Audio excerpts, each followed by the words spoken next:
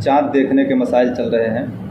इसमें कल गवाही के मुताल्लिक़ बातें चली थी कि गवाही चाँद देखने के ताल्लुक़ से किस तरह से दी जाए और किसकी गवाही ली जाएगी। उसी के मुताल्लिक़ आज की मसाइल हैं, समाप्त कराएँ। हर गवाही में ये कहना ज़रूरी है कि मैं गवाही देता हूँ। इस लफ्ज़ के साथ वो गवाही देगा कि मैं गवाही देता हूँ कि आज मैंने चाँद देखा, इस तरह से कि बग़ैर इसके शहादत नहीं। मगर अब्र में रमज़ान के चाँद की गवाही में इसके कहने की ज़रूरत नहीं है।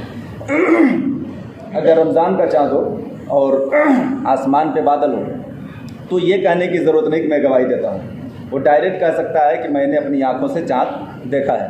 लेकिन इसके अलावा और दीगर महीनों के चाँद की गवाही अगर दे रहा है तो उसे ये कहना ज़रूरी है कि मैं गवाही देता हूँ कि मैंने आज चाँद देखा है या कल चाँद देखा है।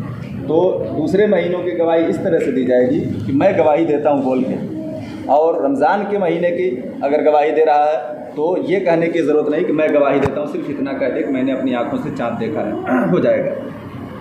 यूँ ही उसकी गवाही में दावा और मजलिस क़ज़ा और हाकिम का हुक्म भी शर्त नहीं रमज़ान की गवाही में। यहाँ तक कि अगर किसी ने हाकिम के यहाँ गवाही दी तो जिसने उसकी गवाही सुनी और उसको बज़ाहिर मालूम हो गया कि ये गवाही देने वाला आदमी आदिल है तो उस पर रोज़ा रखना भी ज़रूरी है।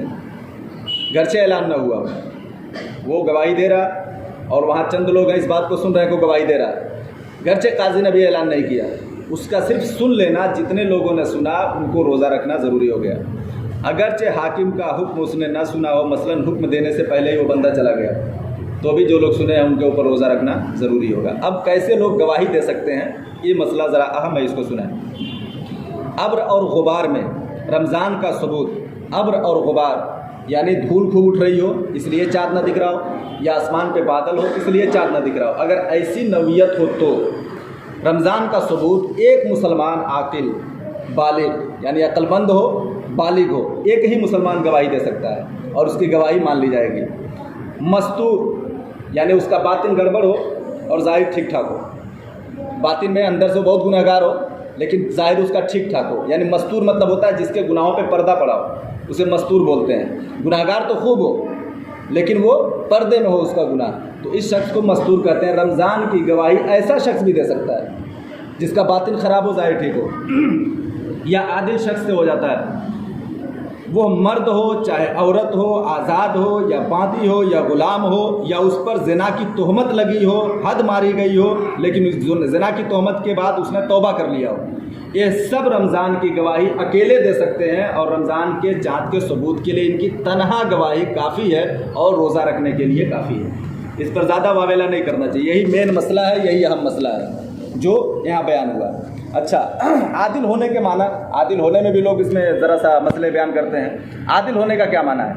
आदिल के माना ये है कि कम से कम मुत्तकी हो, यानी कबायर गुनाह से बचता हो और सगीरा पर इसरार न करता हो और ऐसा काम न करता हो जो मुरव्वत के ख़िलाफ़ हो, यानी बाज़ार में चलता फिरता न खाता हो। ये आदिल की तारीफ़ है। कम से कम 5 वक्त की नमाज़ पढ़ता हो और ऐसा काम न करता हो जो लोगों के मुरव्वत के ख़िलाफ़ हो, यानी जो लोग बदतमीज़ी में गिनते हों ऐसा काम न करता हो, तहज़ीब वाला काम करता हो, या बाज़ार में चलता फिरता न खाता हो, जैसे आम लोग कुछ उठाए और या ख़रीदे लिए खाते चलते फिरे, तो इस तरह से न करता हो, बल्कि बाज़ार में अगर खाता भी हो तो वो कहीं बैठ के सुकून से सुन्नत तरीके से खाता हो, तो वो शख्स आदिल माना जाता है और उसकी गवाही ली जा सकती है।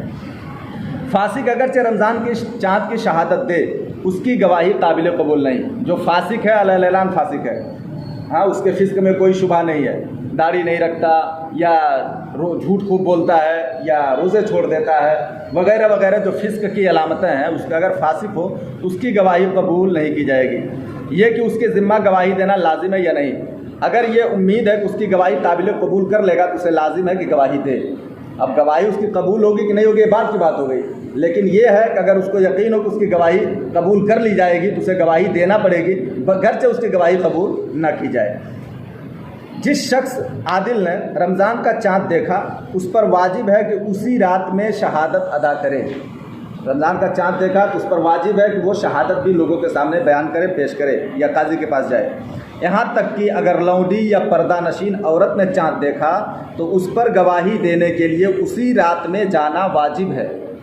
लौंडी को उसकी कुछ ज़रूरत नहीं कि अपने आका से इजाज़त ले। यूँ ही आज़ाद औरत को गवाही के लिए जाना वाजिब है, उसके लिए शौहर से इजाज़त लेने की ज़रूरत नहीं है। जो किसी की गुलाम औरत है, लौंडी है, तो वो भी अपने आका से इजाज़त लिए बगैर गवाही देने जा सकती है। अगर औरत ने चाँद देख लिया तो वो भी शौहर के इजाज़त के बगैर चाँद की गवाही देने जा सकती है, मगर उसमें थोड़ी सी और बात है, वो देखिए।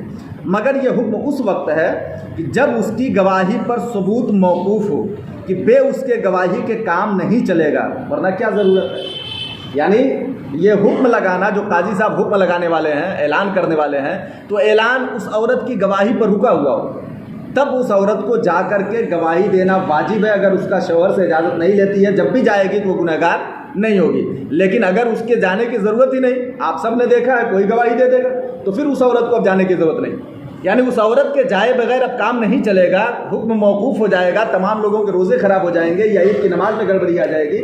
ये तमाम चीज़ें अगर पेशे नज़र हो और औरत नहीं जाएगी तो मसला होगा। तो उस औरत का या उस लौंडी का गवाही जा करके देना वाजिब है। इसलिए चाँद देखने के बाद इन चीज़ों का एहतियात करना ज़रूरी है। कौन गवाही दे सकता है, नहीं दे सकता है, यही अहम मसला है जो बाहर शरीयत में बयान हो गया।